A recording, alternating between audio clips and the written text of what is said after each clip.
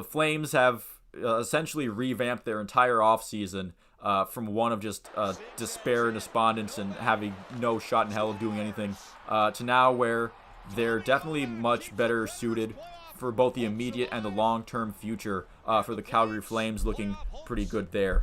And their shootout loss. Last NHL offseason, I made a video about the Calgary Flames and my expectations for them shortly after the Matthew Tkachuk trade was made with the Florida Panthers. In that video, I said that after an up and down, kind of topsy-turvy offseason, I expected the Flames to get back into the conversation of contending for a Stanley Cup, exemplified by the quotes that you heard earlier in the video.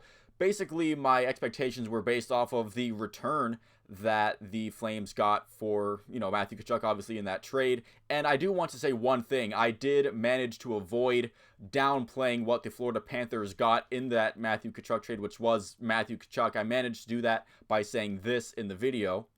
Look, the Panthers get Matthew Tkachuk. You can't lose a trade once you get Matthew Tkachuk. That is past me looking out for future me in ways that I heavily appreciate that past me. So keep up the good work. Thank you for doing what you did there and for, covering my ass essentially on that topic, because I made sure to note that, if you get Matthew Tkachuk in a trade, I'm not sure if you can ever say that team lost that trade. But moving on back to the Flames, one season later, and both the general manager who presumably made those deals is now gone, and the man behind the bench who had that season with the Flames that was great and looked like it would lead to future success last year is also gone from the organization as well. So for most of the regular season, it did kind of look like neither team was going to come out necessarily ahead on that trade. While Matthew Tkachuk did have an amazing regular season, the Panthers did spend the majority of this season not even in a playoff position, and the Calgary Flames, we obviously saw what happened to them as the season wound down. And it is funny how one playoff run can change narratives from both teams kind of seemingly to be at a crossroads and neither team getting necessarily what they need, to now with the run that Tkachuk has had in the Panthers and their Team of Destiny run to the finals, how that has changed the perception of this trade, as well as Sergei Bobrovsky's career and contract. That has been a wild ride to watch. But again, back to the Calgary Flames and what they got. Jonathan Huberdeau, starting with him, he had 15 goals, 40 assists for 55 points in 79 games played. His lowest point total since the 2016-2017 season, where he only played in 31 games in that season. So obviously a huge step back from him from his record-setting career of 115 points in his contract year that got him that contract with Calgary that was essentially the same cap hit and length that they were willing to give Johnny Gaudreau before he left for Columbus in the offseason.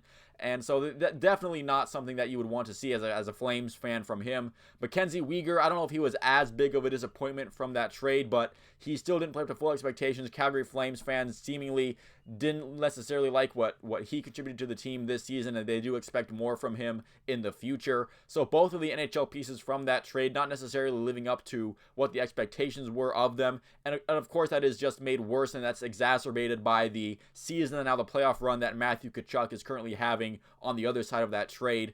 Now, someone who wasn't part of the trade but was viewed as a major offseason acquisition for the Flames was Nazem Kadri. He had 24 goals, 32 points, and for 32 assists for 56 total points, in 82 games played.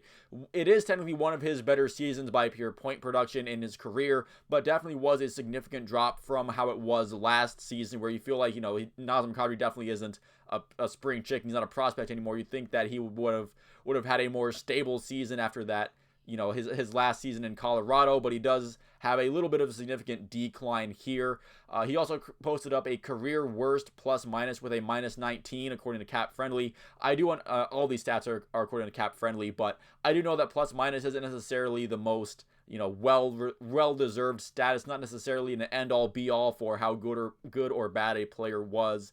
But it does kind of like make your eyes raise a little bit when you see that this is his career worst plus minus out of all the time he's been in the NHL.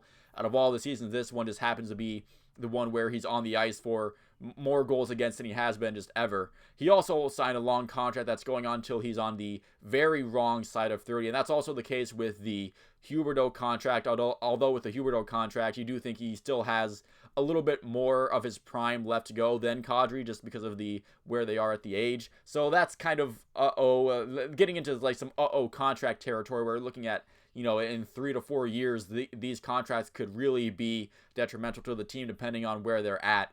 Now, prospect Cole Schwint, he had what appeared to be an okay to decent year with the AHL Wranglers. It is encouraging to see 4 points in 8 playoff games, including 3 goals, so that's nice. But again, I'm not watching the Calgary Wranglers in the AHL. Maybe he's had something that they've needed and I'm just not seeing, but he's on the final year of his entry-level contract, and at this point I do think he's a toss-up to even make the NHL at this stage in his career. Again, I'm not seeing anything that screams he has to be called up now. He's going to definitely be a difference maker in the big leagues, but that's just me. Maybe I'm missing something that a fan of the Wranglers could tell me I'm missing out on. And that leaves the 2025 first round pick that is lottery protected. Now, when I made that video, I did kind of lean more to that is probably going to be used for trade ammo down the road. And I do still feel like that 2025 first round pick will ultimately be used to get something at a future trade deadline or in a future offseason, maybe even this offseason if some of the stars align for what they want, especially because the contract signings kind of make it so that they have to kind of try to compete for the long-term future, and also that lottery protection does kind of prevent it from being useful as an actual draft pick if you do hang on to it. Either it's going to be like a 2026 first round pick that might go to Montreal in that pick with like a billion conditions, or again, if you get that in 2025, it's going to be 17 through 32, probably not in a major spot anyway. And honestly, who knows what the philosophy of the front office will be by that point. So maybe they will just hang on to it just in case, or they'll use it for something else. Maybe they'll use it to get even more draft picks down the road. I'm not sure where that's going. That's a 2025 pick, so they have a long time to figure out what they want to do with that.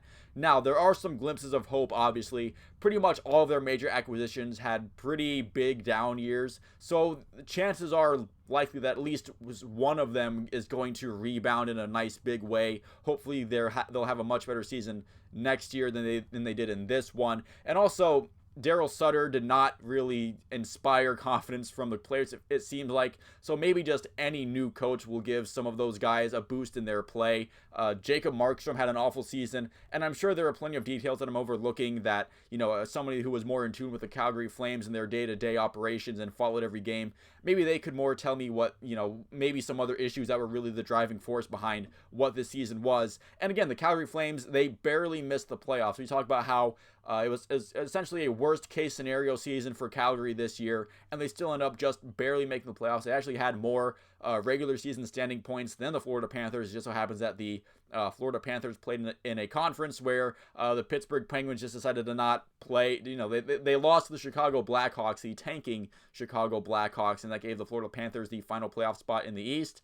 And now we are where we are. So who knows? Maybe next year one of those guys bounces back, or maybe the Calgary Flames just figure out how to win some games in overtime or in the shootout, and the Flames are in the playoffs next year, making a run.